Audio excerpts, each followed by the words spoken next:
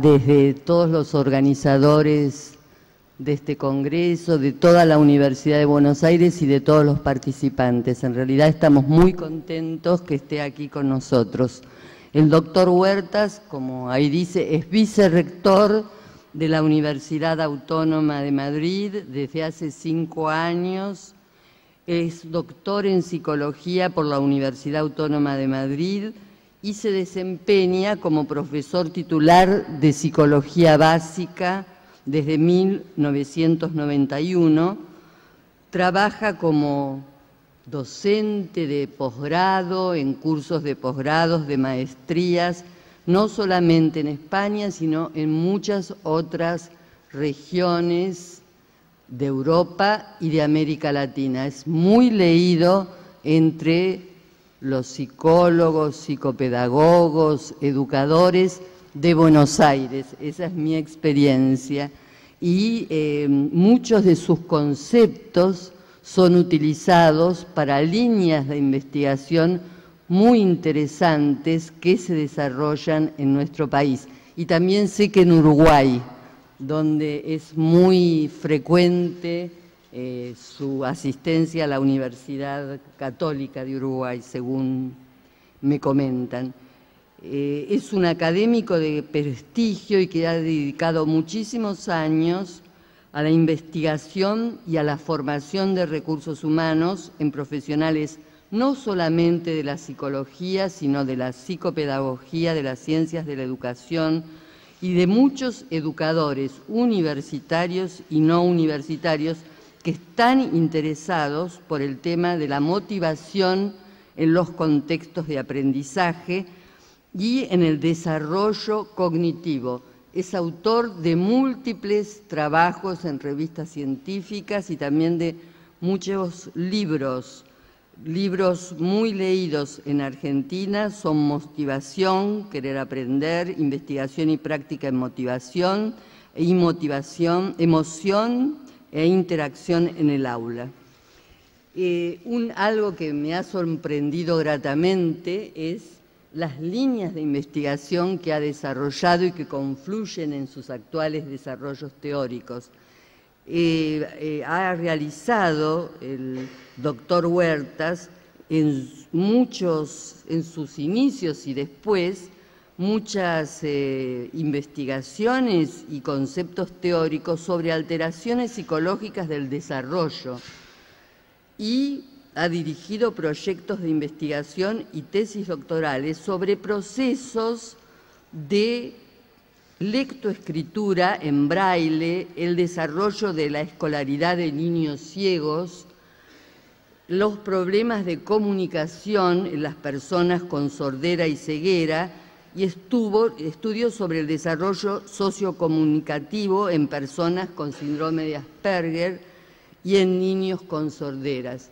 Me parece muy interesante y ojalá podamos preguntarle sobre esto, cómo ha confluido todo esto en sus desarrollos actuales. Y también sé que ha realizado muchos estudios e investigaciones sobre historia de la psicología en España, que es un tema de mucho interés y que también confluye en todo esto. Así que su conferencia, Investigación y Práctica en Motivación y Emoción, seguramente va a ser motivo de muchos comentarios y preguntas. En realidad, el título de su conferencia es La motivación y el aprendizaje universitario desde la visión del investigador y del responsable académico. Bueno, lo escuchamos. Si hay algún problema con visualizar las transparencias, igualmente lo podremos salvar con sus palabras. Muchísimas gracias.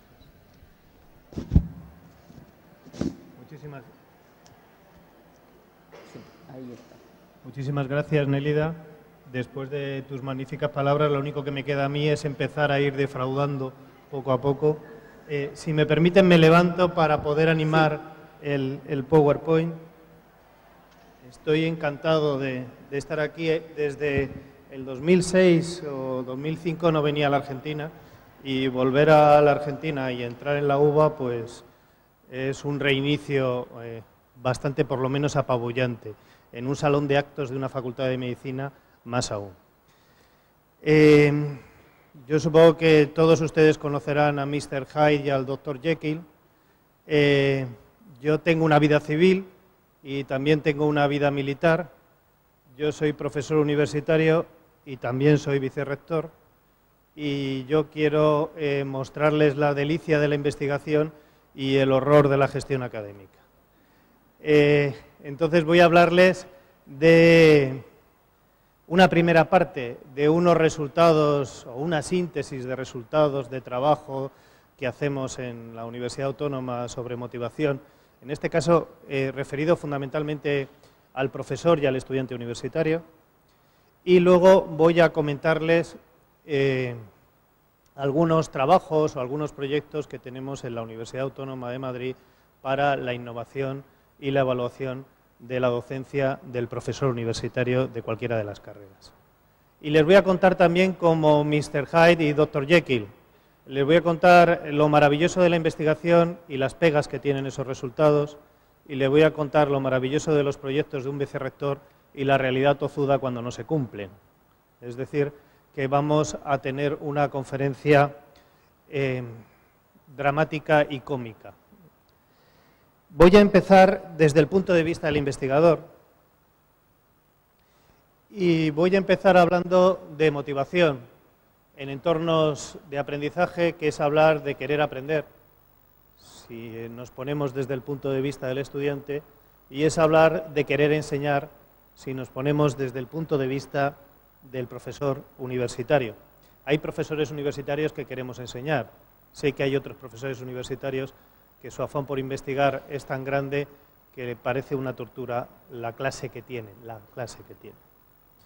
Pero vamos a hablar del mejor profesor universitario, que es al que le gusta investigar y dar clase. Querer aprender y querer enseñar son dos caras de la misma moneda.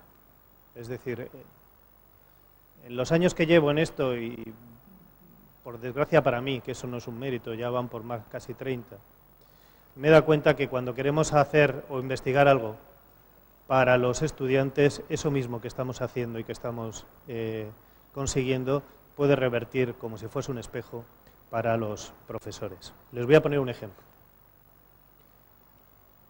¿Qué está pasando? Bueno, pues me acerco aquí. Para que pase.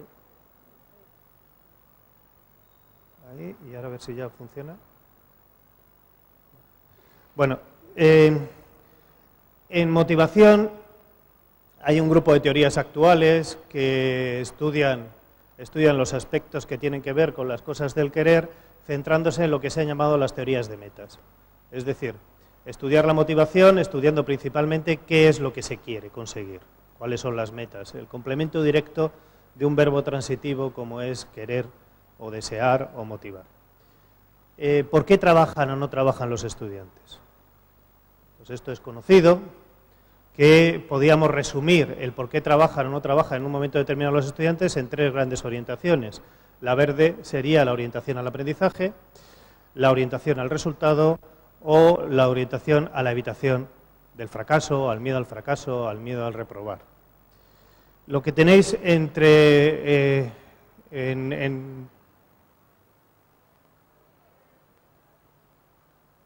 perdón, yo lo intento describir si no se ve lo que quería haber puesto. No es relevante, son ejemplos. Las metas de aprendizaje típica pues es yo quiero aprender porque lo que quiero conseguir es cierta autonomía, llegar a ser mayor, ser independiente profesionalmente. O necesito la aceptación de mi grupo profesional, es decir, yo estoy estudiando psicología porque quiero ser psicólogo y entrar en ese gremio. Porque quiero simplemente aprender cosas, dominar, ser más competente. Porque me gusta aprender aquello que considero que es útil para mi profesión y para mi futuro, o lo que es relevante, lo que es trascendente. Y también hay veces que queremos aprender porque queremos ser útiles a los demás. Esto es una meta extraña para la psicología norteamericana porque para ellos, o para mucha psicología, el mundo altruista era un mundo un poco desconocido y extraño, incluso casi perverso, y es cierto que por lo menos a los latinos nos gusta hacer cosas por hacerlo en compañía de otros y por ayudar a los demás. Bueno, estas serían las vertientes de la orientación al aprendizaje. Las vertientes de la orientación al resultado han pasado muy deprisa, pero son las típicas de obtener recompensas externas, algún tipo de beneficio tangible o el reconocimiento de mis compañeros, mi grupo. Y luego están las metas que nos preocupan más a los psicólogos y a los psicopedagogos, que son las que tienen los chicos que tienen problemas de aprendizaje, que son las metas que se conjugan en su formato de evitación. Es decir, no es que yo quiera aprobar, sino que lo que quiero es no reprobar, que son metas con ciertos componentes ansiógenos. La gracia de esto no es ver las metas, sino que si ponemos cuáles son las metas que tiene un profesor universitario, son las mismas. Son exactamente las mismas. Yo no sé si ustedes conocen algún profesor universitario que desarrolla su trabajo porque tiene un deseo de dominar cada vez más la materia y enseñar lo que domina, que prepara sus clases porque quiere llegar a ser un buen profesor, que disfruta cuando los estudiantes aprenden con él,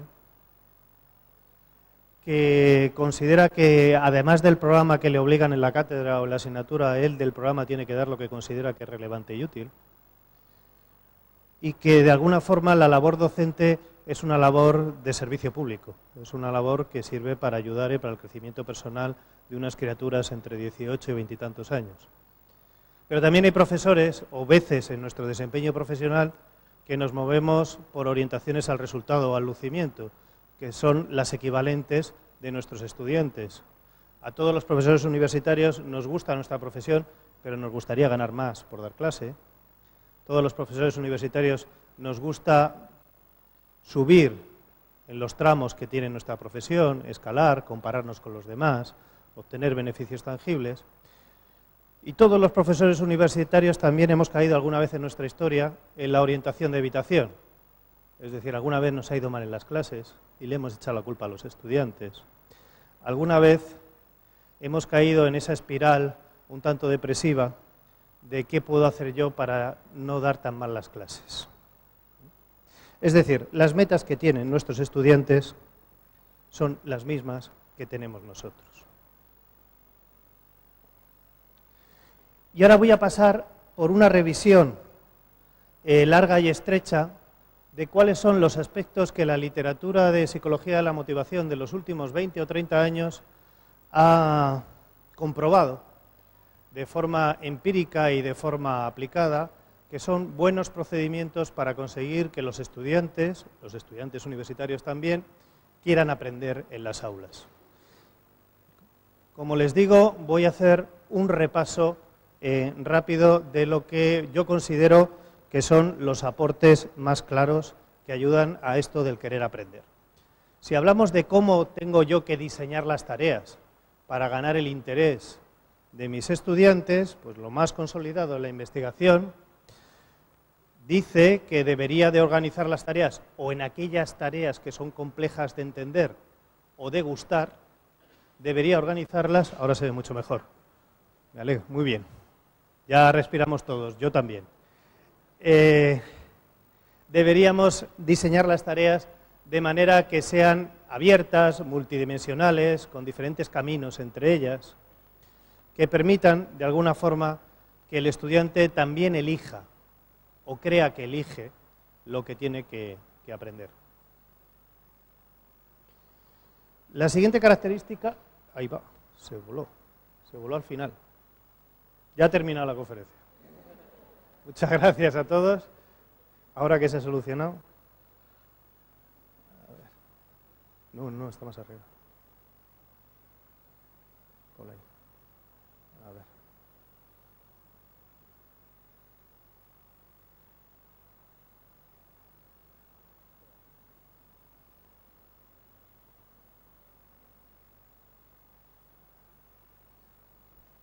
Cuando se habla de comunicación en el aula, se dice que las rupturas en el discurso, esta generación de incertidumbre que nos sobrecoge ahora mismo, ayuda también al interés. Es decir, seguramente lo que faltó por ver ahora tiene más interés ahora que antes de que se rompiese el PowerPoint. Bueno, pues lo que faltó por ver era hablar de algo muy clásico en psicología de la motivación en estos últimos años, que es la idea de fomentar la autonomía. Supongo que aquí se oye también mucho este mantra tibetano. El mundo educativo es un mundo budista, lleno de mantras tibetanos, y uno de ellos es el aprendizaje autónomo. ¿Suena? Bueno, pues el aprendizaje autónomo motiva, y los procedimientos que pueden ayudar para conseguir el fomentar la autonomía pues son obvios. Posibilitar la participación de nuestros estudiantes en las clases, que tomen decisiones por ellos mismos. Y aquí hay un aspecto que yo quiero subrayar, que viene en casi todos los libros que analizan esta especie humana peculiar, que es el profesor universitario que le gusta dar las clases y lo hace muy bien. ¿Qué característica tienen los profesores universitarios que enseñan bien? Pues esta característica la tienen todos y no figura en muchos libros ni en muchas investigaciones. El profesor universitario que le gusta enseñar tiene confianza en que los estudiantes que tiene delante quieren aprender lo que él les va a enseñar. No es el profesor universitario que considera que tiene enfrente al enemigo, sino al contrario, que tiene confianza en el interés que tienen sus estudiantes por aprender alguna de las cosas que él va a enseñar. El otro aspecto de diseñar las tareas clásico que se ha visto que mejora la motivación es diseñar tareas con un grado de desafío óptimo, de reto óptimo, moderadamente difíciles, por decirlo así. Si además esas tareas, los ejemplos en clase, los ejercicios de prácticas en la universidad, en sí mismo son útiles y relevantes, mucho mejor. Por seguir con este repaso, si ahora pasamos a ver... Bueno, perdón, hay una cosa que se me olvidaba. Y hay un aspecto contrario que figura en la literatura, pero que muchas veces no estudiamos, y no es lo que tengo yo que hacer para motivar, sino las cosas que hago yo que cuestan, el costo, el gasto que genero en el estudiante, las actividades que yo les propongo. Es decir, también saber motivar es saber administrar el esfuerzo, el gasto, la ocupación, las dificultades que someto a los estudiantes. Otro aspecto típico de la motivación, desde luego es lo más intuitivo, motivar es hacer el payaso en clase. Bueno, pues no. Pero sí tiene que ver con aspectos de cómo presento las actividades docentes en clase. Y de nuevo, en este repaso, lo que la literatura dice sobre cómo tengo que presentar las actividades para que sean motivantes es obvio. Tengo que intentar conseguir activar la curiosidad de mi auditorio. Sabéis que decía Mercer que educar es comunicar. Y para comunicar, un buen comunicador tiene que saber, entenderme esta frase, vender el producto. Usar en ciertas actividades componentes de novedad, usar en ciertas actividades rupturas, imprevisibilidades, iba a acabar, me ha salido la palabra, ser imprevisible, ser un poco contradictorio, generar algunas incertidumbres controladas, captan la atención y también la curiosidad.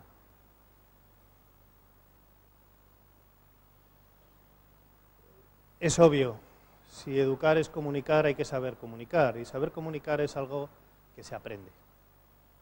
Es algo que se aprende si uno se fija en que uno tiene que aprender a comunicar.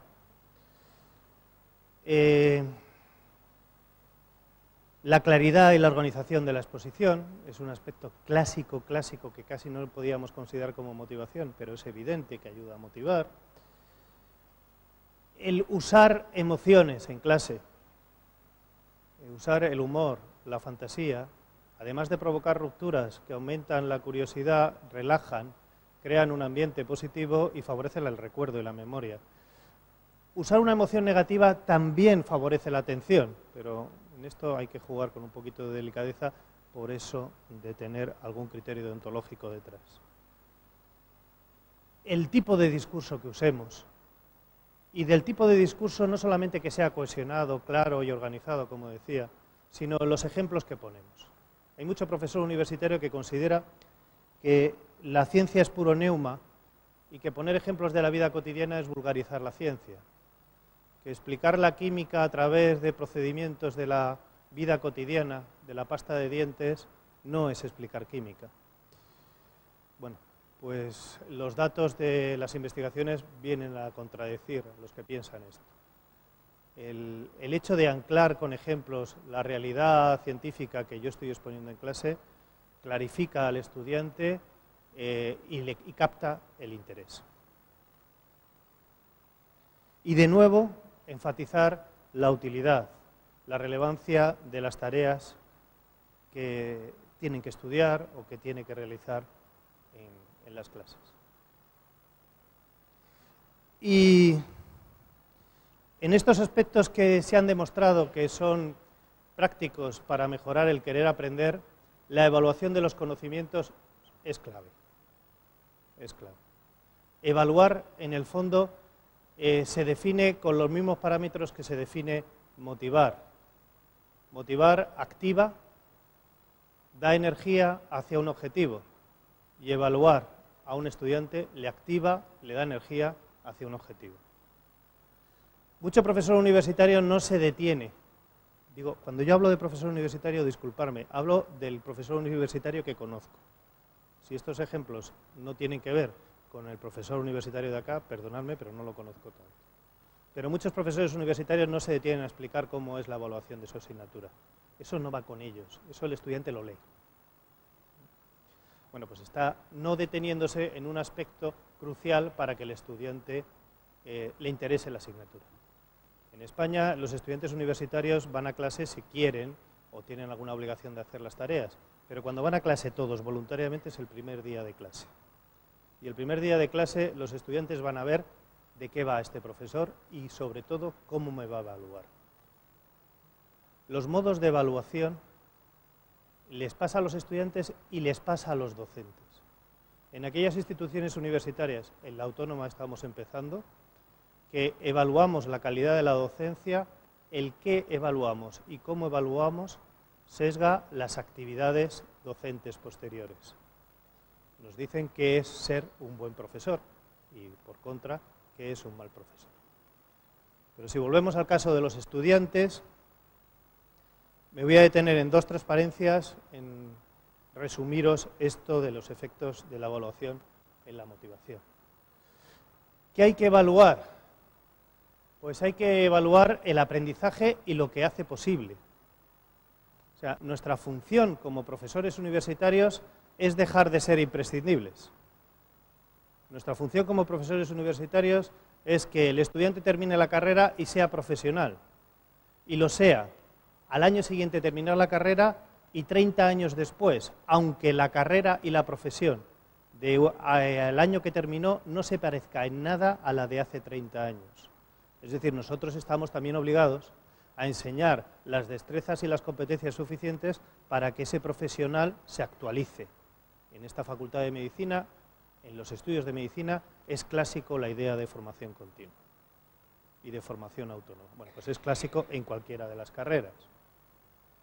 Para conseguir que eso se dé, lo que tenemos que hacer es informar de lo que la persona ha aprendido. Y aprender significa ganar, significa ese intervalo que va de lo que sabía el primer día de clase a lo que aprendió el último día de clase. Informar no solamente del recuerdo o de la memoria, sino también informar o colocar tareas para evaluar, que evalúen el proceso que se lleva a cabo. En muchas carreras técnicas y científicas es muy fácil, porque las prácticas de laboratorio, los exámenes de laboratorio, lo que vienen a hacer es informar del proceso. Obviamente, el aprendizaje es fruto de la transpiración, no de la inspiración. Luego hay que también evaluar el grado de transpiración, el grado de esfuerzo, el grado de dedicación que ha puesto un estudiante y no solamente el resultado obtenido. Y a la hora de informar del proceso, está claro que los seres humanos tenemos un sesgo, por lo menos los seres humanos del mundo occidental, y es que preferimos, aprendemos más y nos motivamos más del éxito que del fracaso. Luego, aunque una persona haya reprobado un examen, informar también de los éxitos ayuda a que tenga más en el futuro.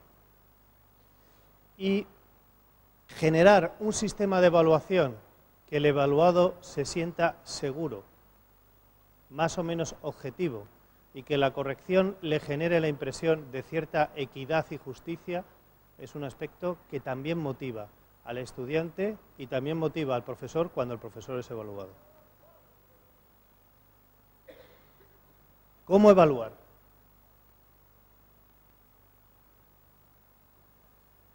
Bueno, esto yo creo que ya es común en el siglo XXI, quizá no era común en las universidades del siglo XIX, pero nosotros como profesores universitarios estamos obligados de informar sobre la calidad que ha hecho ese estudiante. Nuestra evaluación no se puede remitir a hacer referencias a la calidad de la persona. El que un estudiante repruebe una asignatura no tiene nada que ver con su cociente intelectual. El que un estudiante saque un sobresaliente no significa que sea Gardel, solamente significa que hizo bien eso. Y precisamente, si los criterios son claros y conocidos, es muy fácil de conseguir esto que os estaba comentando ahora mismo, de informar sobre la calidad y no sobre la persona. Os decía que aprendemos más de los éxitos y de los fracasos. En cierta manera, si fragmentamos la evaluación, si no hacemos depender la evaluación de una asignatura de solamente un acto, un examen o una prueba oral al final de la asignatura, sino que la fragmentamos con sentido y midiendo el desarrollo de esa asignatura, es más fácil que se aprenda y que el estudiante tenga interés en lo que aprende. Y obviamente, y eso lo solemos hacer, pero no se nos tiene que olvidar, y es que tenemos que tener tantos sistemas de evaluación distintos como competencias o cosas distintas queramos medir. Si yo quiero medir conocimiento general sobre el tema, el temario, me puede servir muy bien una prueba de múltiple opción. Si yo quiero evaluar además, no solamente que sabe, que tiene un conocimiento básico de la asignatura, sino que además es capaz de reflexionar sobre la asignatura, pedir que hable o que desarrolle un texto es lo más apropiado, no una prueba tipo test. Si lo que yo quiero es ver qué dominios tiene, le tengo que poner ejercicios que evalúen el dominio. De manera que no pasa nada, y yo creo que todos lo hacemos, antes de planificar una asignatura, pensar qué quiero que aprendan y evaluar con los procedimientos que miden eso que quiero que aprendan. Y por último, en una universidad las evaluaciones son actos públicos. No sé, aquí en España pueden llegar los resultados o los contenciosos de una evaluación a un contencioso jurídico. No me quiero poner estupendo, pero tienen que ser actos de justicia. Es decir, tienen que estar hechos con criterios justos, transparentes. Y en ese sentido, uno de los aspectos que tenemos que aprender, a mí me cuesta un poco y hago algo, es evaluar nuestras propias evaluaciones. Es decir, no sé, es una buena costumbre mirarse al espejo.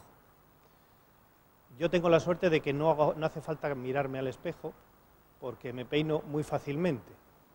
Entonces, físicamente, por eso ando como ando, pero yo os daría dos consejos, quizá los dos únicos que me gustaría que os quedaseis de esta conferencia.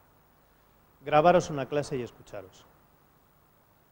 Enfrentaros con vosotros mismos, hacerlo en privado y cuando a nadie os vea, pero hacerlo. Y la segunda es evaluar vuestros exámenes, vuestras pruebas, vuestras evaluaciones y mirar que seguro hay factores para corregirlos. Bueno, pues he terminado con este repaso de qué es lo que dice la literatura de investigación que funciona sobre motivación y seguramente a muchos de vosotras y de vosotros os he convencido y yo espero que sí. El problema es cuando analizamos los efectos a largo plazo de estas investigaciones, los efectos a largo plazo de estas conferencias. Yo espero triunfar en este foro. Y espero que por lo menos a alguien le guste esta conferencia. A lo mejor de esos hay alguien que dice, pues hay algo que ha dicho este pelao gallego que puedo hacer en clase y me puede venir bien. Si a esa persona le vuelvo a ver el año que viene y le pregunto qué tal le fue, me invita a un café para contarme otra cosa. Es decir, la transferencia, en el sentido de la generalización de estos conocimientos, cuesta mucho. Y hay un grupo de investigaciones ahora que intentan evaluar por qué no sirven para mucho los cursos de formación o las conferencias, o por qué los estudiantes, cuando hacemos estas cosas para motivarles, no se motivan. Nosotros hemos preguntado a profesores universitarios y de secundaria por qué les pasa esto a ellos. Y entonces nos han contestado resumidamente que todas las propuestas que os acabo de hacer me convencen, pero, esto seguramente ya estáis pensando cuál es la respuesta. Bueno, me ha salido el cuadrito, a ver si me sale el texto. Pero no puedo. Me gustaría hacerlo, pero no puedo. Tengo un montón de obligaciones, tengo un montón de chicos en clase y además lo programé, pero luego vinieron las fiestas, el temario, llovió, yo soy Piscis y no pude hacerlo. En el fondo es que no quiero, pero eso no me lo dice, tú lo acabas averiguando. Porque montar esto en clase es cambiar mucho mi manera de dar las clases. Y ya sabéis que lo que más nos cuesta a los seres humanos es cambiar nosotros mismos. O porque no me interesa cambiar, y generalmente, y eso ocurre, no le interesa cambiar a la persona que más necesidad tiene de cambiar. De manera que suele ocurrir que estos cursos de formación afectan bien a los profesores que ya lo hacen bien. Es decir, solemos mejorar a los mejores, no está mal. Y el siguiente argumento, ninguno de ellos son incompatibles entre sí, es ¿y para qué quiero cambiar yo? ¿Para lo que se valora? Y esto en la universidad española es clarísimo, nos contratan por nuestro currículum de investigación para dar clase. Pues yo ¿para qué quiero? Si apenas sirve el que yo dé clase para mi promoción personal. El que tenga un artículo en el ISI en el cuartil 1 me garantiza un sobresueldo.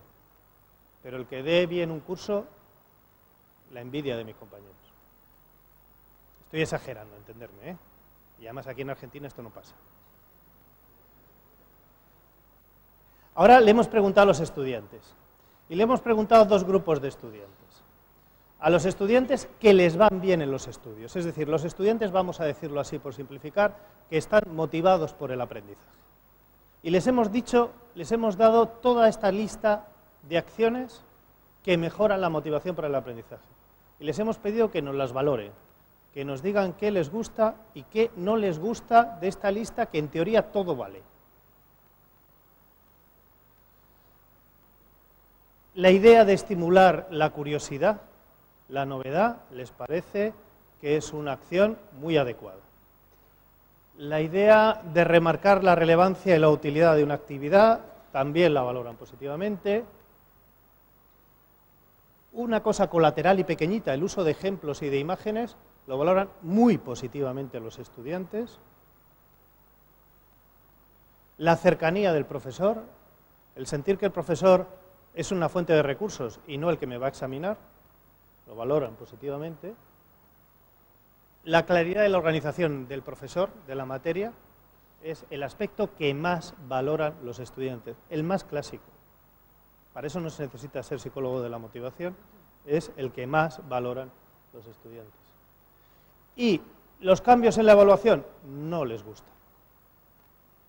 Un estudiante universitario lleva 18 años sometidos a sistemas de evaluación y ha pasado una secundaria más o menos dura y se ha acostumbrado a los sistemas de evaluación. Y como se dice en España, los experimentos con gaseosa, o se lo hace a otro. A mí, como siempre, eso sí, que sea claro y justo el sistema de evaluación, que no sea arbitrario. ¿Qué es lo que no les gusta a los buenos estudiantes? No les gusta precisamente los cambios radicales en los modos de evaluación. Y a todos que estéis pensando en esto que estoy diciendo yo ahora, encontréis rápidamente la explicación a esto. Es decir, ya que me juzgan, pues que los cambios vayan poco a poco, que yo siga teniendo, a pesar de la innovación docente, como estudiante, cierta sensación de seguridad. No quieren el aprendizaje autónomo, o demasiado aprendizaje autónomo.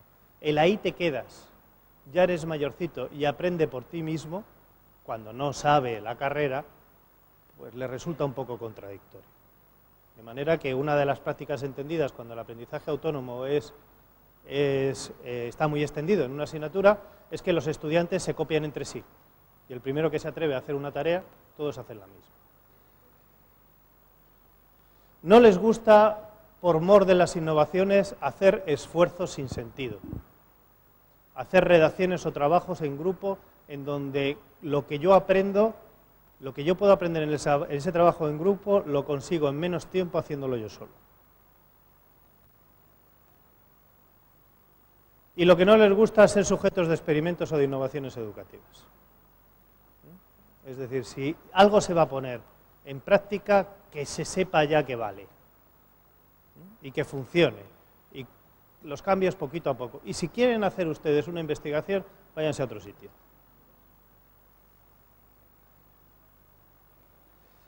Y preguntamos también a otro grupo de estudiantes, a los estudiantes que les iban mal, a los estudiantes que no consiguen los resultados que ellos quisieran. Y les preguntamos de la misma forma, les entregamos este listado de cosas que mejoran la motivación y les dijimos que lo evaluasen. Pues valoraban muy poquitas de esas actividades. Es decir, los estudiantes que más necesitan conseguir el interés de una tarea valoran muy pocas de las actividades que propician el interés de la tarea. Incluso algunas de ellas la valoran de manera negativa. Una de ellas el aprendizaje autónomo.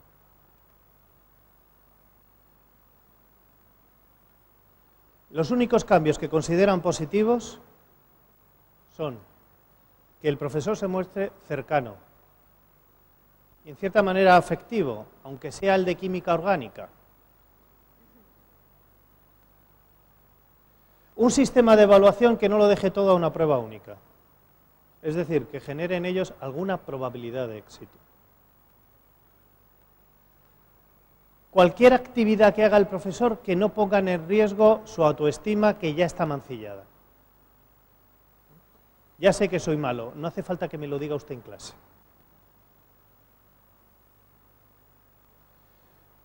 Y de todas ellas, cualquier actividad que le aleje precisamente de esa comparación social. Cualquier actividad que genere en él un entorno, o en ellos, un entorno seguro y con apoyo. Hay un término para los que estudiamos motivación, otra especie de mantra, que viene a decir que el aprendizaje o la motivación intrínseca es la mejor motivación que puede tener un individuo. Y generalmente incluso Richard Ryan o Eduardo Deci, que son los autores pioneros en la motivación intrínseca, hablan de la autonomía como el principal elemento de la motivación intrínseca, pero incluyen un tercer elemento que desde nuestro punto de vista es casi más importante que el primero, y es el apoyo social. El que el estudiante se encuentre con una red en la clase de compañeros y de profesores cercanos que le ayuden. Eso sí quieren los estudiantes que tienen problemas. Y no les importaría aprender, y mucho menos aprobar. Bueno, con este panorama, ¿qué podemos hacer? ¿Qué podemos hacer si queremos innovar y si queremos motivar? Pues yo creo que una de las primeras enseñanzas es que deberemos de saber qué opinan los estudiantes sobre lo que nosotros queremos hacer. Y sobre todo, qué opinan aquellos que necesitan más nuestra ayuda. No vayamos a construir algo que, como acabo de intentar demostrar, a nosotros nos parece muy útil, a la literatura también, pero al estudiante le puede provocar lo contrario, cierta aversión. Bueno, pues lo primero que yo recomendaría es tomar conciencia clara de que cambiar la docencia y mejorarla siempre significa complicarse la vida. Es decir, si yo quiero cambiar algo, me va a costar y me va a costar un esfuerzo. Y si no tengo ganas de hacer ese esfuerzo, mejor que no cambie nada. Me va a ir mejor. Y en ese sentido, ser muy estratégico sobre lo que quiero contar, muy parsimonioso y ser muy realista. Es decir, ser un buen investigador. Un buen investigador en cualquier ciencia es parsimonioso, es realista y va poquito a poco. Y tenemos que tener claros los beneficios que yo voy a obtener y mis estudiantes van a obtener con estos cambios. Tenerlos claros y en ese sentido ser parsimonioso, realista e ir poco a poco. Y en cualquier caso, cuando cambie algo, lo primero que tengo que intentar, aunque yo no esté seguro, es generar seguridad. Llegar a clase y decir, he aprendido de la conferencia del Huertas cómo dar la clase. Todavía le estoy leyendo, pero no os preocupéis que no tiene nada que ver lo que vamos a hacer ahora de lo que hacíamos antes. Si les dejáis que se vayan, se van corriendo.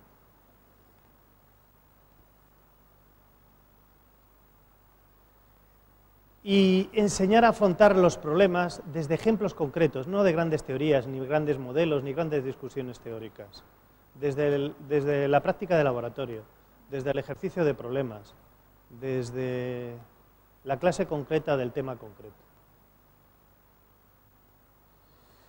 Está claro que lo que más motiva a aprender es aprender. Eso es lo que más motiva a aprender. Cuando yo voy aprendiendo algo, tengo ganas de seguir dominándolo. Luego, lo que yo tendría que conseguir como profesor es que los estudiantes empiecen a tener sensación de que están sabiendo cosas que antes no sabían. Y supongo que sabréis responder qué es lo que más motiva a enseñar. Enseñar. Lo que más motiva a enseñar es enseñar. Nos pagan poco y mal, por lo menos a los españoles. Y con la crisis y Rajoy, no os quiero decir. Pero cuando un estudiante ves que acabas de decir una cosa y medio se le iluminan los ojos y tiene la sensación de que ha aprendido, es un buen sueldo. Será porque somos narcisistas, pero es un buen sueldo. Y si yo estoy haciendo un cambio, tengo que medir el cambio. Y esto es fundamental. Si yo me planteo algún tipo de cambio de innovación educativa, tengo que medir si me ha salido bien o me ha salido mal. Hacer cambios y sacar la sensación de que aprendieron, pero no sirve de nada. Y eso significa que antes de empezar tengo que tener claro cuáles van a ser mis instrumentos de medida de antes y después. ¿Me aguantáis 15 minutos más? Sí, ¿qué vais a decir? Quiero decir, podría terminar aquí, me dais unos aplausos y descansamos ya. Y ahora os voy a contar el lado del Dr. Jekyll. He terminado con la parte bonita del profesor investigador, donde a lo mejor hasta me he colocado como una especie de sabio, y ahora voy a poner en la piel de un triste vicerrector de estudios de una universidad pública. Sí, es que como hemos empezado tarde, tenía cierta obsesión por terminar en hora y no cansaros, pero si os viene bien que vaya un poquito más lento, voy un poquito más lento. Y si acaso no digo alguna cosa de la que tenía pensado, lo digo más despacio. Bueno, voy a meterme en el barrizal de hablar de motivar para mejorar la calidad de la docencia desde el punto de vista de un responsable académico. Lo que yo quisiera hacer y no hago. Obviamente, generar una docencia de calidad significa que una universidad que se precie, que quiere una docencia de calidad, tiene que tener al menos estos 3 programas en activo. Un programa de formación docente, un programa o unos concursos de innovación docente para que los profesores, las cátedras se presenten y darles recursos para mejorar la asignatura concreta de cualquiera de las carreras, y tiene que tener un sistema para evaluar la calidad docente de los profesores universitarios. En mi universidad hay más o menos estas 3 cosas. De estas 3 cosas no os voy a hablar ahora de los programas de innovación, porque en el fondo no hacemos nada en especial, sino posibilitar todos los años abrir una convocatoria de programas de innovación y que los profesores, los grupos de profesores se presenten, hagan lo que dicen que tienen que hacer, presenten una memoria y sean más o menos evaluados. Voy a hablar muy poquito de los programas de formación docente y mucho hablaré de un sistema de evaluación de la docencia.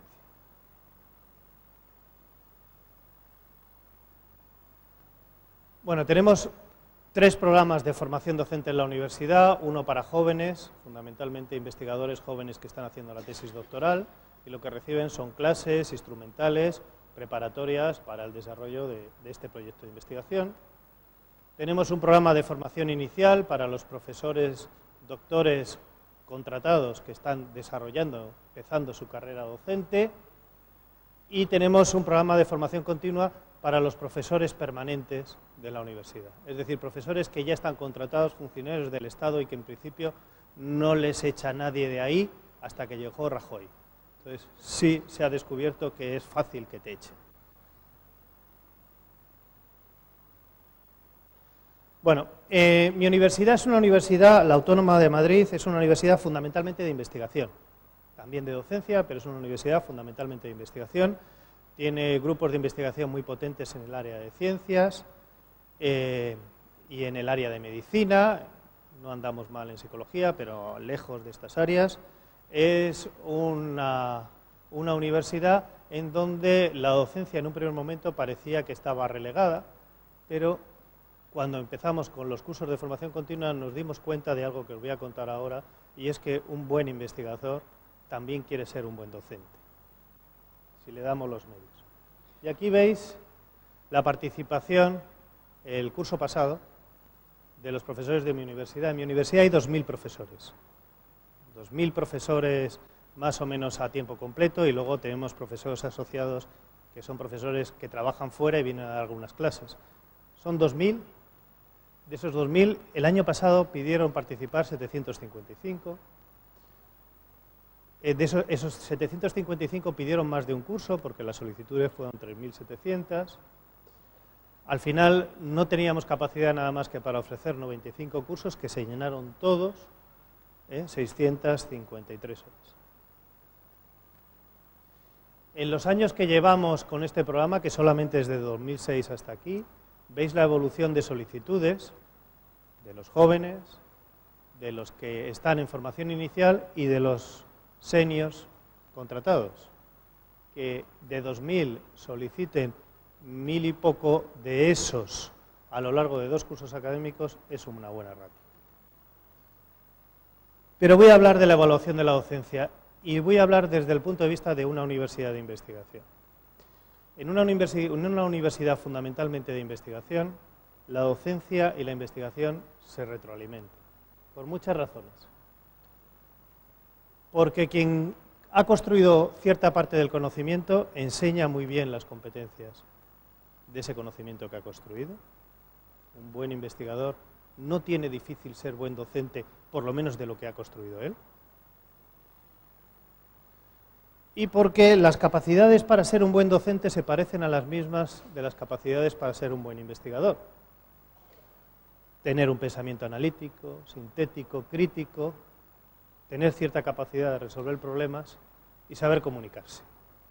Esos son básicos para un investigador y también para un docente.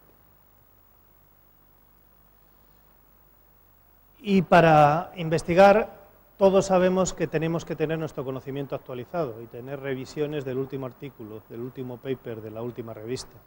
Para ser docente resulta que también deberíamos de actuar de la misma manera. De manera que en mi universidad estamos intentando, no solamente nosotros, sino dentro de las facultades, prestigiar la combinación de ser buen docente y ser buen investigador. Y para eso a nosotros nos parece básico que haya un sistema de evaluación de la investigación y haya un sistema de evaluación de la docencia, porque lo que se evalúa se incentiva. Tenemos en el mundo un sistema de evaluación de la investigación, fundamentalmente, todos los conocéis, basados en una especie de reduccionismo bibliométrico. Lo importante es conseguir que tu paper escale en el índice de unas revistas que publica una editorial privada. Y dentro del ámbito de la evaluación de la investigación empieza a haber muchas críticas por este reduccionismo y empiezan a plantearse grupos de investigadores, estoy refiriendo ahora a Norteamérica, otros sistemas de evaluación más cualitativos. En muchos casos, el investigador piensa que es imposible evaluar la docencia y que es un esfuerzo vano, porque la docencia es una especie de intangible que no se puede evaluar. Bueno, pues yo creo que es posible evaluar la docencia y que además se puede hacer de una forma no tan reduccionista, sino utilizando fuentes combinadas. En España se está poniendo en marcha un sistema de los últimos 4 o 5 años de evaluación de la docencia bajo el acrónimo de Docentia o Docentia, dependiendo si lo leemos en español o en latín. En nuestro programa Docentia, para evaluar a un profesor usamos 4 fuentes de información. El autoinforme que rellena el docente sobre sus prácticas de docencia en los últimos 3 cursos académicos, que es el periodo que se evalúa. Una información que da el responsable académico, director del departamento de ese docente. La encuesta de opinión de los estudiantes, que tenemos en la Universidad Autónoma desde hace ya 20 o 30 años. Y las bases de datos institucionales que la universidad tiene, de qué asignaturas da, cuántas horas da, qué antigüedad tiene, etcétera, etcétera. Combinando todo eso, nosotros evaluamos en estas 4 dimensiones cuánto trabaja como docente, es decir, el encargo docente, si da las clases que es común que dé o por razones de su cargo o posición en investigación da más o menos. Es la dimensión que menos puntúa en el baremo. La dimensión que más puntúa es la segunda, el desempeño docente, es decir, cómo da las clases, cómo se coordina, cómo planifica la docencia, cómo desarrolla la docencia, qué opinión de ella tienen los estudiantes, cómo evalúa y cuáles son los resultados de rendimiento, de eficacia, de aprendizaje de ese profesor en esas asignaturas. La tercera dimensión es en qué programas de formación o innovación ha participado ese docente. Y la cuarta dimensión es qué materiales docentes ha publicado, desde textos de divulgación, a páginas web, a diapositivas, a prácticas, cuadernos de prácticas, etcétera, etcétera. Todos estos datos los obtenemos de estas 4 fuentes, lo que el profesor nos dice, lo que los estudiantes nos han dicho, lo que nosotros sabemos y lo que el responsable académico informa. Y todo eso genera un sistema de puntuación que luego es revisado por una comisión de profesores de otras universidades y de mi universidad y de estudiantes, que tienen la labor de revisar todas esas puntuaciones y dar una puntuación cualitativa que se añade. De manera que al final los profesores sacan una puntuación de 0 a 100. Aquí no se ve, pero es un informe de esa puntuación que se le da al profesor. En la parte de la derecha veis un texto que es la retroalimentación que le da la comisión mixta de evaluación a ese profesor. Y aquí tenéis el certificado que le firma el rector, que es lo único que es público, que es un resumen de esas puntuaciones y la calificación final que tiene. Bueno, esto lo hacemos. Y antes de venir para acá tuvimos la evaluación final de este proceso por parte de la Agencia de Evaluación Española y nos dijeron que lo hacíamos bien. ¿Qué piensan las víctimas de este proceso? ¿La participación en un programa de estas características ayuda a la reflexión sistemática de la docencia? Pues sorprendentemente sí. Obviamente estos son encuestas anónimas. Sorprendentemente sí. Es la pregunta que mejor se puntúa. Esto ayuda a que yo me detenga un poco a pensar en cómo doy las clases. Y yo creo que este es el mérito mayor que tiene el sistema de evaluación de la docencia, no el sacar 80, 55 o 95 puntos. ¿El modelo de docencia que evalúa el programa es adecuado? Aquí ya hay más divergencias. Es decir, muchos nos dicen que se prima mucho el asistir a cursos de formación, tener proyectos de investigación y publicar cosas. Bueno, el que haya algún acuerdo y algún desacuerdo hace que el procedimiento sea vivo. Y nosotros podemos ir modificando, y de hecho lo hacemos el procedimiento año a año.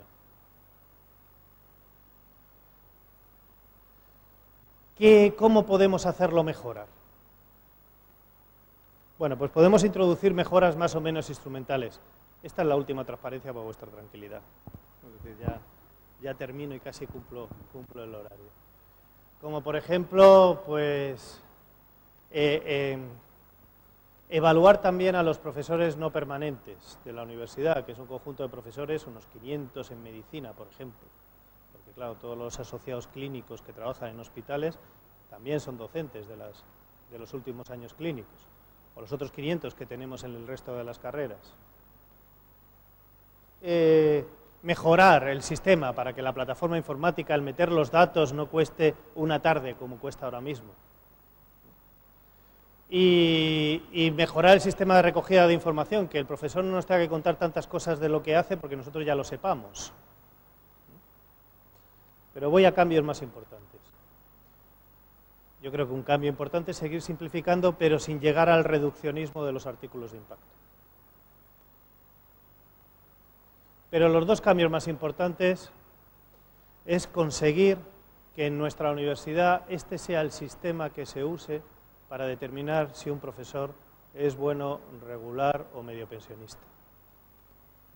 Y el más importante del todo es conseguir, no solamente en nuestra universidad, que pocos recursos tenemos para ello, sino en todo el sistema universitario español, que esta evaluación de la docencia forme parte del sistema de promoción profesional del profesor universitario. Es decir, que ya que contratamos para dar clase, que evaluemos dar clase. En eso estamos y lo he contado demasiado bien. Os puedo contar miserias si luego tenéis algún tipo de curiosidad malsana.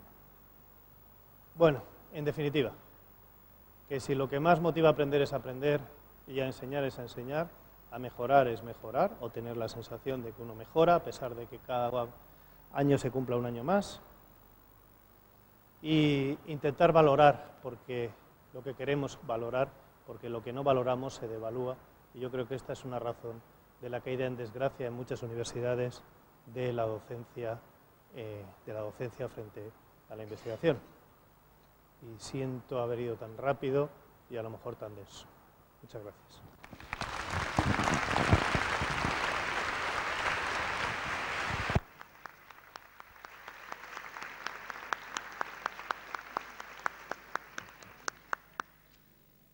Bueno, tenemos tiempo para preguntas. Está abierto las preguntas que ustedes quieran hacer. Sería bueno que cada uno se presente y brevemente le pregunte al doctor Huertas lo que ha dejado interrogantes. Sí. Ahí está. Gracias. Ahí hay otro. Sí. Sí. Ante todo, profesor, muchas gracias por su exposición, fue muy clara.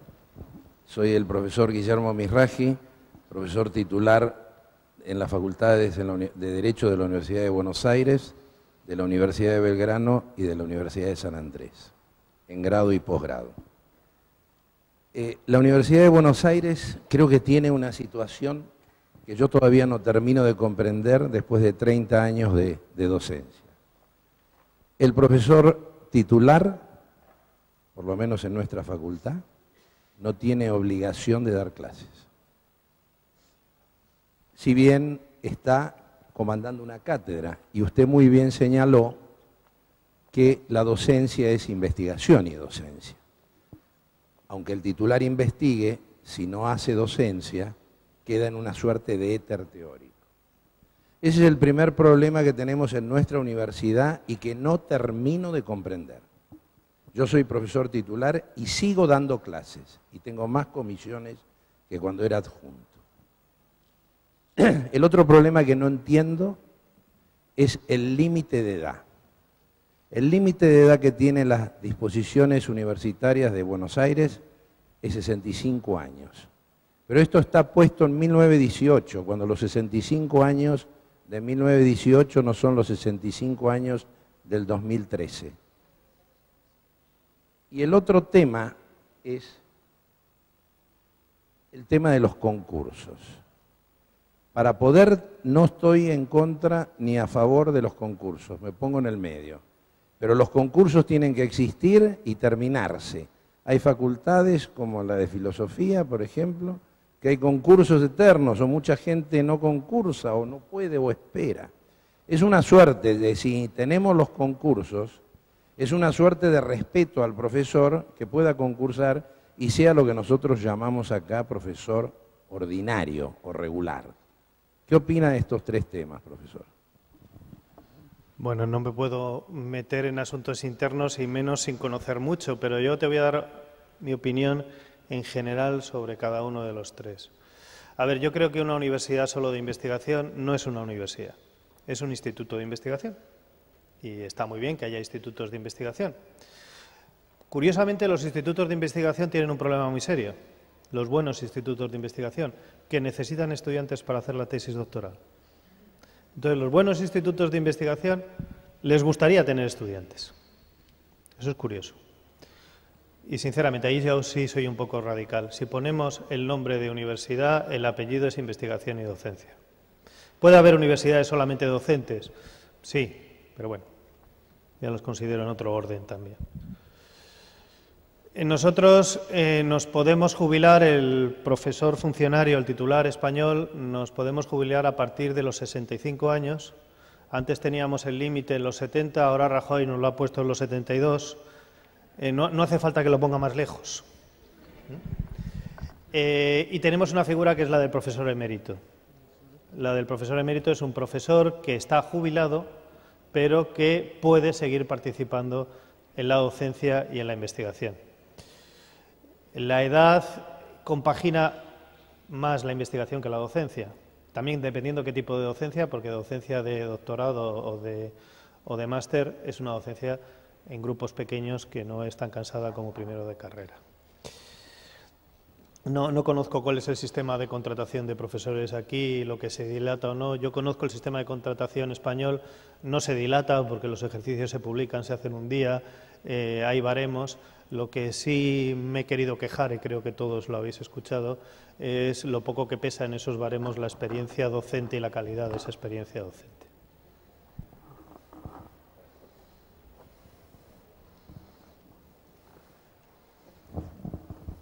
Sí.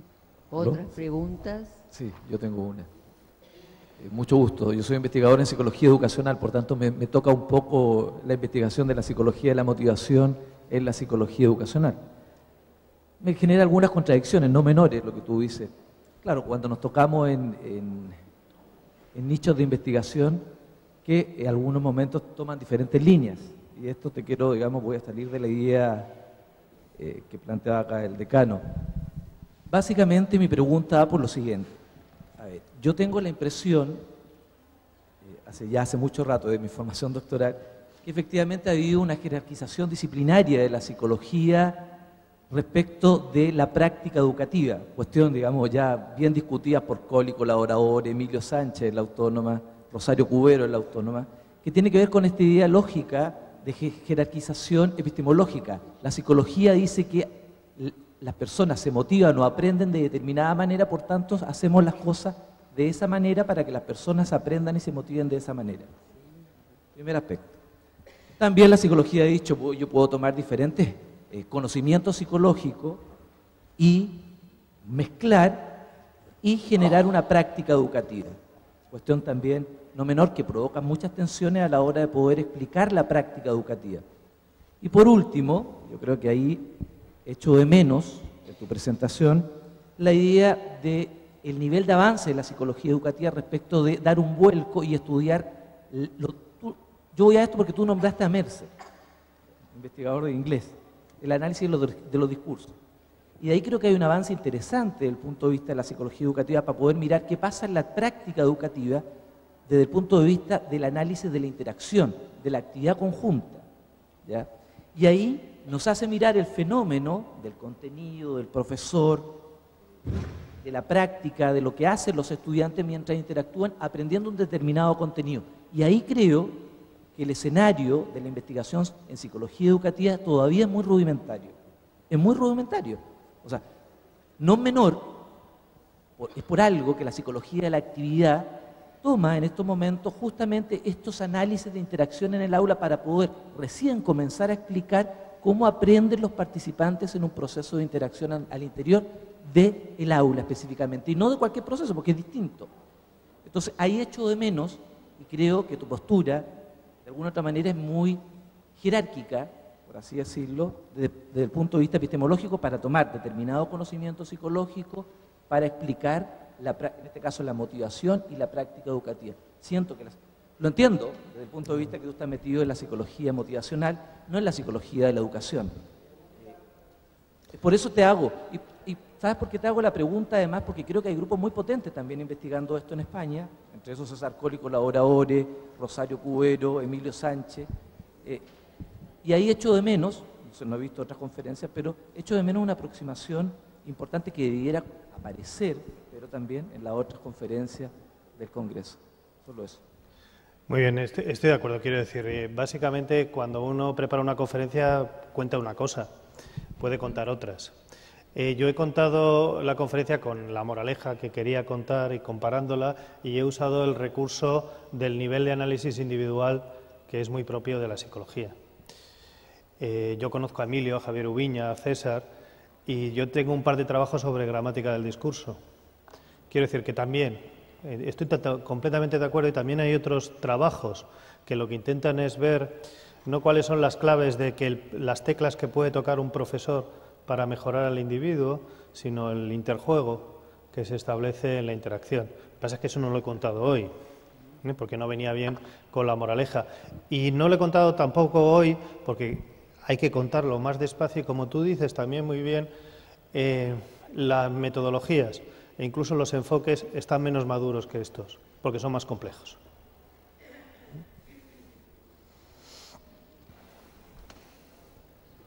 ¿Otra pregunta? Hola, buenas tardes.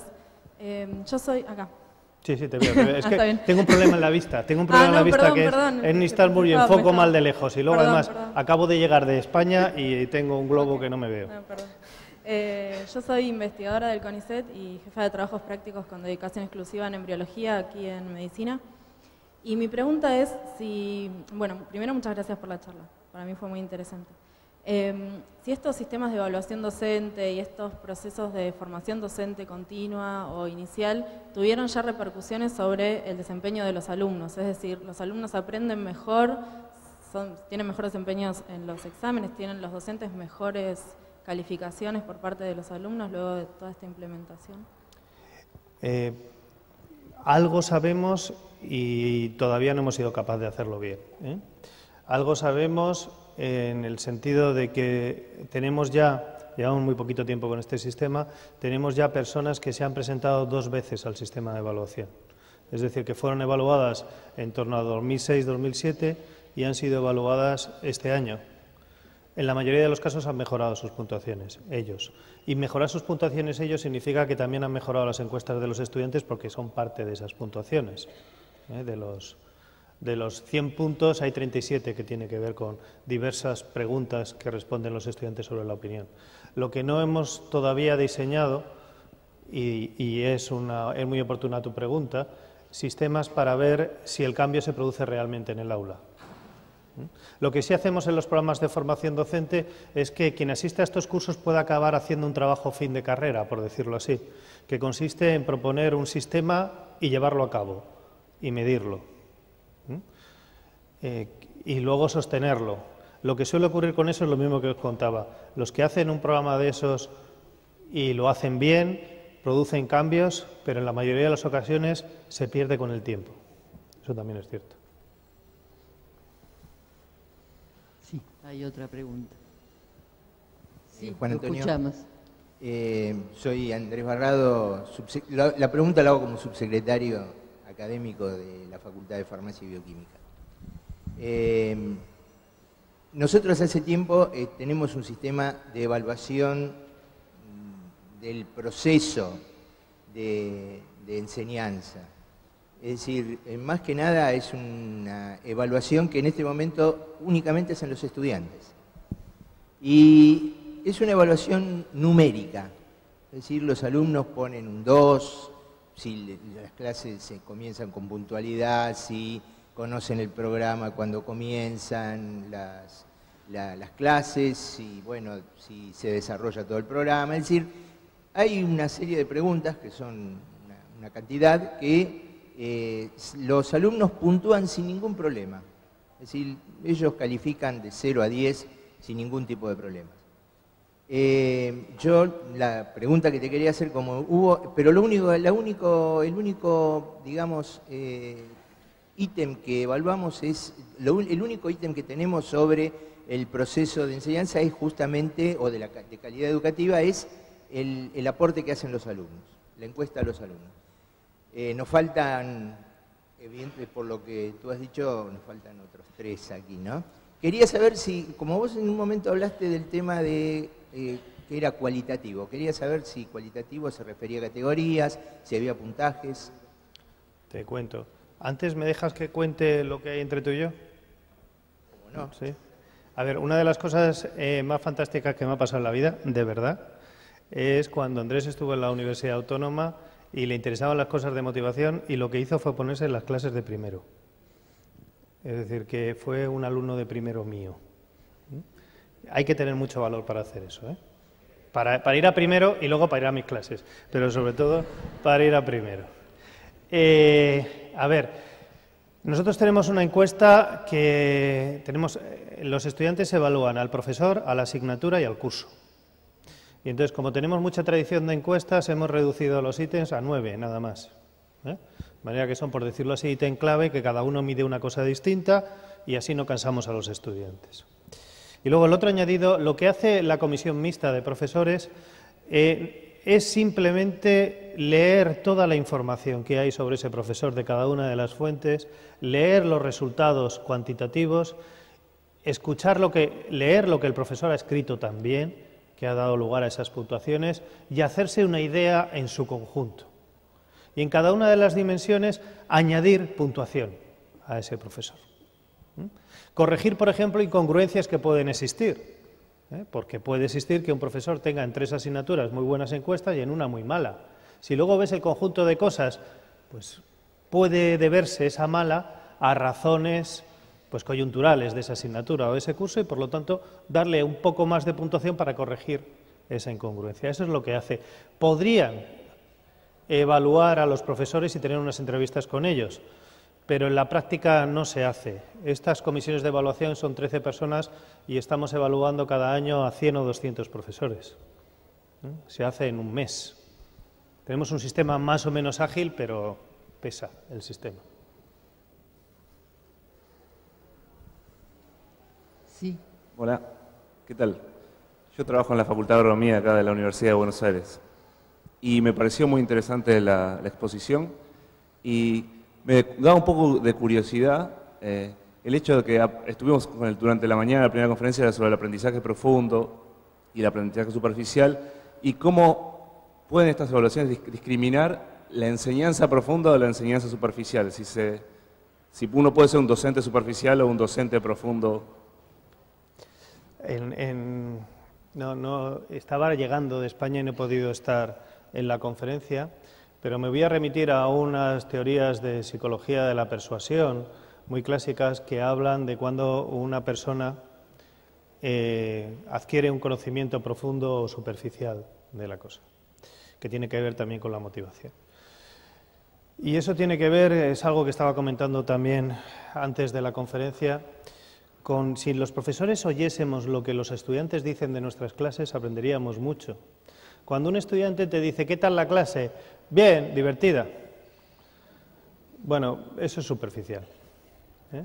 Cuando un estudiante te dice, no, interesante, ¿sabes qué trató el tema este? Bueno, ahí empiezas a que tú haber tocado algo profundo. Es decir, el contar contenidos que afecten al cambio, a lo profundo, significa, entre otras cosas, evaluar precisamente eso.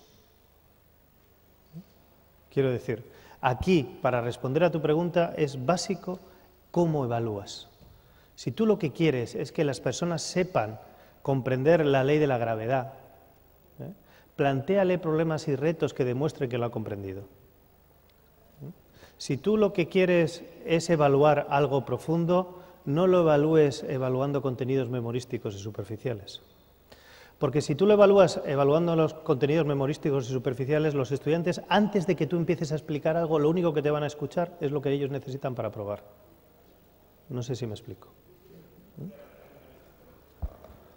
Perdón, hacía más referencia a la docencia, o sea, la evaluación de la docencia como una docencia superficial. Ah, bueno, luego los sistemas para evaluar la docencia. Claro. Ya. Bueno, pues hay una pregunta, que tú puedes preguntar si un estudiante está satisfecho con el profesor de dos maneras. Las dos funcionan. Me gusta mucho la segunda. ¿Tú recomendarías a un amigo este profesor? A un amigo que quiera aprender, ¿le recomendarías este profesor? ¿Cómo evaluar la docencia profunda? Si tienes en cuenta los cursos de formación que ha hecho y la relación que hay entre esos cursos de formación y los proyectos de innovación educativa que ha desarrollado, si existe una congruencia, algo estás evaluando de eso. Si tú además vas mirando cuáles son los formatos y los materiales que coloca para que los estudiantes aprendan, y ves en qué medida no solamente coloca los apuntes o las presentaciones de PowerPoint, sino que genera unas lecturas o algunos retos, o también está provocando una enseñanza profunda. Si tú miras los sistemas de evaluación que usa el profesor y genera instrumentos de autoevaluación para el estudiante, rúbricas, por ejemplo, pues también puede estar indicando la enseñanza profunda, ¿sabes? De todas formas, la mejor manera de ver si eso es así, que es otro sistema de evaluación de la calidad de la docencia, es observando lo que cada profesor hace. Ese es otro sistema, pero en una universidad con 2.000, no sé cuántos profesores puede tener la UBA, quizá tenga 20.000 o 30.000, pues son muestreos muy cortitos y no llegas a todos. Pero esa sería la otra alternativa. Sí. Hola. Sí, Oscar Rovere, de Ciencias Económicas de UNR, Rosario, 300 kilómetros al norte, y UTN, también de ahí, San Nicolás. Mi pregunta es respecto a las bases de datos institucionales. ¿Qué habría ahí?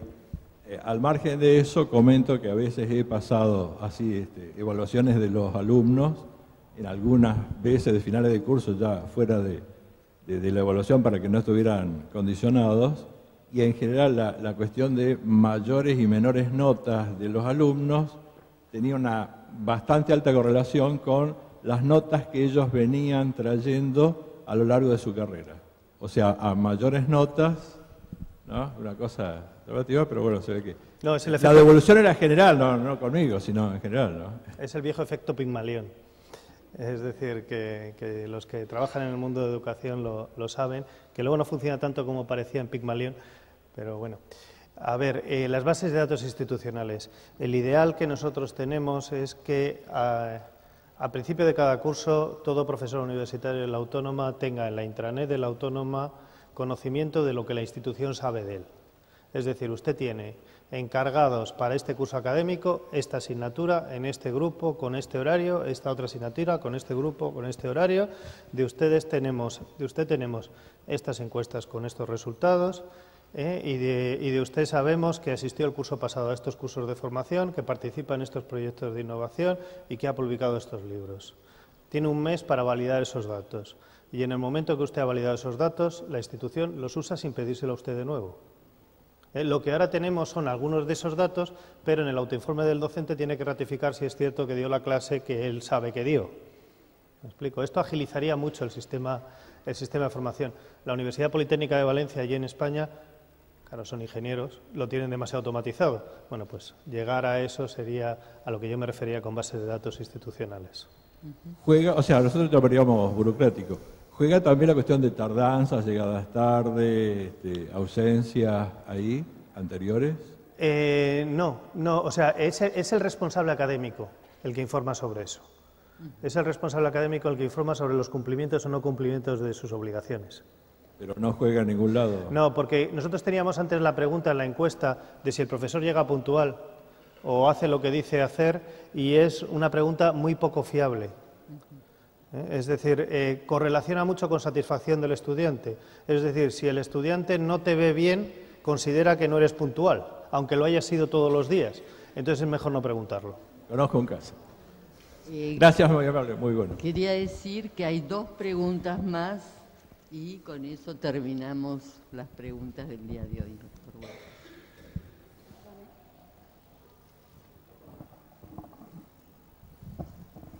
Buenas tardes, doctor. Mi nombre es Eduardo Solís, soy docente investigador de la Facultad de Ciencias Económicas de la Universidad Nacional de Misiones. Antes que nada, muchas gracias por su conferencia, tanto en el contenido como en la forma de exponerla. Mi pregunta tiene que ver con que en nuestra universidad nosotros tenemos un sistema de evaluación que comparte algunos aspectos con lo que usted estuvo mencionando. Un informe individual del docente, un informe del área académica, encuestas de los estudiantes. Y en ese punto me interesa preguntarle el grado de participación de los estudiantes en responder las encuestas, si es voluntaria o es obligatoria. Y por otro lado, relacionado con el inicio de su conferencia, cuando usted planteó como conclusión que las metas de los estudiantes terminan siendo muy similares a las metas de los profesores. En ese punto, nosotros estamos participando en un proyecto de investigación donde hemos detectado una diferencia respecto del punto de evaluación, pero lo que me interesa en este momento es, teniendo en cuenta, digamos, esa meta común, aparente, en el proceso de la evaluación, al momento de llegar a un dictamen final, se unen, se consideran las dos visiones, la del estudiante y la de los docentes o de los profesores, se integra esto, es decir, seguramente que el docente tiene conocimiento de los resultados de las encuestas de los estudiantes. ¿Sí? Finalmente, los estudiantes también pueden, digamos, chequear si fueron tenidas en cuenta o no sus opiniones. Hay una transparencia, se llega a conocer todo eso. Esos 2 aspectos son. Muy bien. Gracias. Tocado y hundido. Me voy a reconocer que no hemos sido capaces de conseguir ninguna de las 2 cosas que preguntas, y es uno de los problemas que tenemos que resolver más acuciantes sobre la cobertura de las encuestas. Como preguntamos mucho a los estudiantes, son muchas las asignaturas, y en los nuevos modelos de docencia es muy normal que en una misma asignatura participen distintos docentes. El sistema tradicional de que un becario llegue al aula con unas hojas de lectora óptica, se la entrega a los estudiantes para que en 5 minutos de la clase se evalúe al profesor, no resulta viable, porque no hay un profesor y porque se evalúan muchas cosas. Entonces hemos generado formatos online. Y la cobertura con los formatos online, es decir, el estudiante desde Internet contesta la encuesta de su profesor, de la asignatura, etcétera, etcétera. La cobertura ha caído. Bueno, pero esto es por el uso del formato online. Estamos dando vueltas para conseguir sistemas que faciliten que el estudiante complete, es decir, por ejemplo, en nuestros estudios de ingeniería, como las prácticas se hacen con computadoras, el profesor puede usar un ratito de la clase para decir, entrar ahora y hacer las encuestas, y entonces obtiene una cobertura de un 60%. Vamos a conseguir que los estudiantes, en el mes de enero próximo, que los estudiantes de la Autónoma pueden rellenar las encuestas a través de una app en un celular, de manera que puedan entrar y lo rellenen ahí. En cualquier caso, conseguiríamos llegar al 40, al 50 o al 60% de cobertura. ¿Por qué no tenemos el 100% de cobertura? Y contesto a la segunda pregunta. Porque el estudiante que evalúa las encuestas y evalúa mal a un profesor, luego sabe que ese profesor sigue en el aula. Y esto es así de crudo. Porque no tenemos sistemas de promoción que consideren la evaluación de la docencia. De manera que hay muchos estudiantes que piensan, estoy exagerando, que no sirve para nada. Luego, ¿para qué perder el tiempo? Y eso es así. Y eso es así. Y eso pasa por lo último que decía. Y eso es algo que tenemos que enfrentarnos a ella. Y la segunda cosa que tenemos que enfrentarnos a ella es que los estudiantes tampoco contestan las encuestas porque luego no les informamos de los resultados de las encuestas.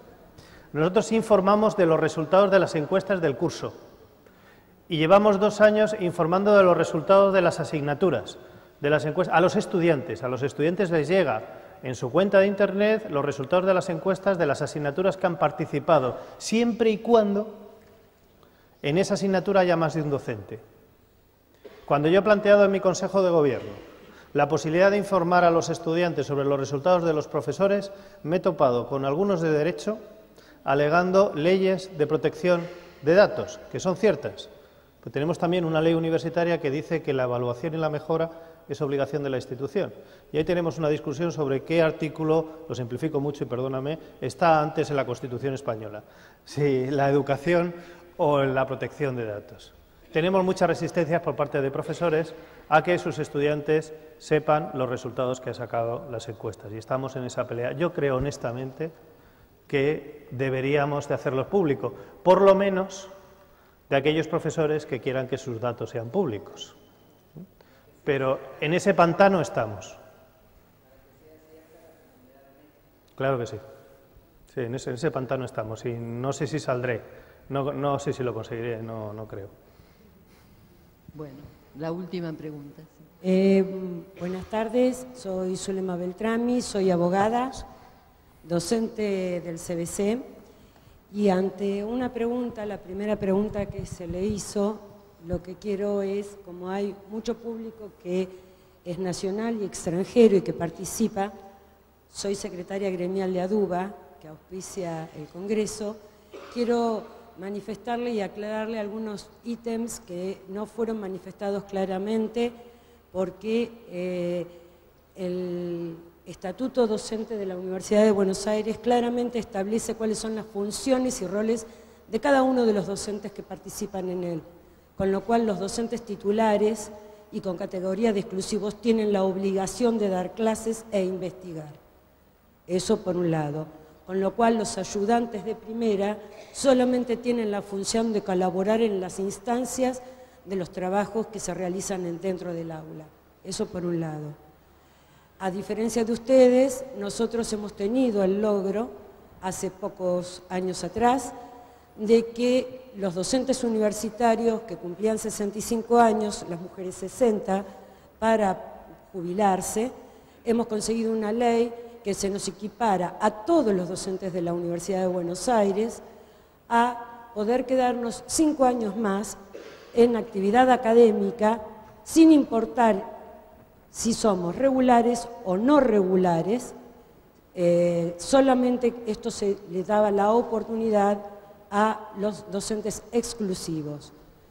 Y con respecto a los concursos, que es un tema muy álgido dentro de la UBA porque no existe una capacidad importante como para poder, de presupuesto importante para poder concursar cotidianamente, los concursos generalmente se realizan en los cargos superiores y quedan liberados a los cargos de interinos dentro de JTP para abajo. Generalmente los cargos de adjunto, asociado y titular son los que más oportunidades porque son los que son cabeza de esas cátedras.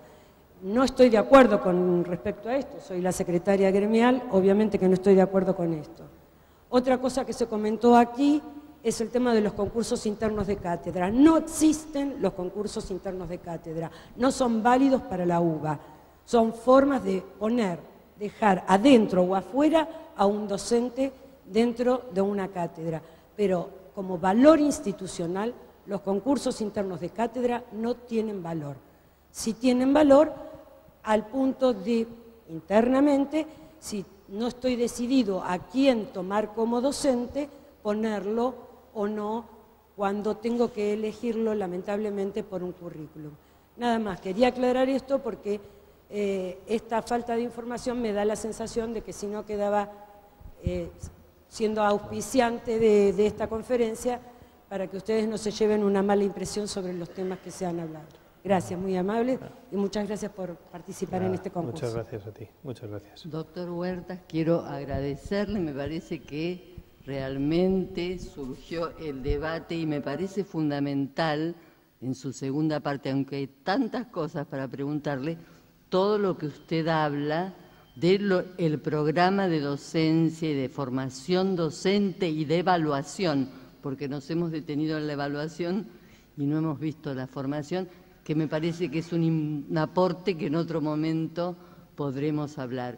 Sí, también quería decirle, porque surgió la controversia, que en la Universidad de Buenos Aires hay un principio rector que es el de los concursos docentes y que luchamos denodadamente para que esto se lleve a cabo, incluso con la ayuda no solamente para los profesores regulares, titulares, asociados, sino para los auxiliares docentes, desde el Ministerio de Educación, desde cada facultad, y me parece un logro fundamental el hecho de que haya una evaluación docente, porque la investigación y el investigador siempre es evaluado, incentivado. Hay miles de instancias de ciencia y técnica, Ministerio de Ciencia y Tecnología, CONICET, mientras que el aporte de la evaluación docente es muy bueno y se lo agradezco de lo que lo haya traído y que haya abierto el debate.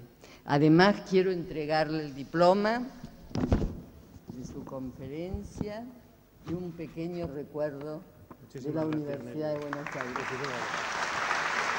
Muchas gracias.